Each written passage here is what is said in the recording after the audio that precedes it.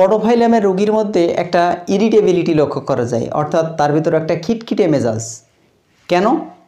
কারণ সে বিভিন্ন শ্রেণীর রোগে ভুগতে পারে বা রোগে ভোগার কারণে তার শরীরটা ভালো নেই,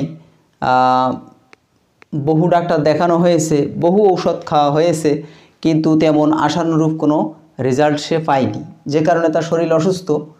তো শরীর অসুস্থ থাকার কারণে তার ভিতরে একটা ইরিটেবিলিটি চলে আসে, অর্থাৎ খিটখিটে একটা মেজাজ চলে আসে। তো specific liver complain in irritability, অর্থাৎ সে লিভারের কোনো সমস্যায় ভুগছে, হতে পারে জন্ডিস, হতে পারে এসবিএস এজি, হতে পারে তার লিভার সিরোসিস, হতে পারে তার ফ্যাটি লিভার।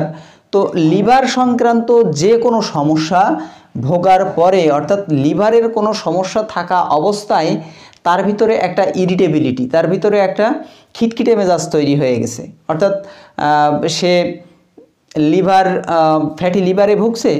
তো এই যে সময়টা, এই যে অসুস্থতার সময়টা, তার ভিতরে একটা খিটখিটে মেজাজ তৈরি হয়ে গেছে, সে কোনো কিছু সহ্য করতে পারছে না, কাউকে সহ্য করতে পারছে না, কোনো কিছু বললে সেটা সে সহ্য করতে পারছে না। হ্যাঁ, তো specific liver complain in irritability, হ্যাঁ, ইরিটেবিলিটিটা হচ্ছে লিভার কমপ্লেইনের কারণে, স্পেসিফিক লিভার কমপ্লেইনের কারণে।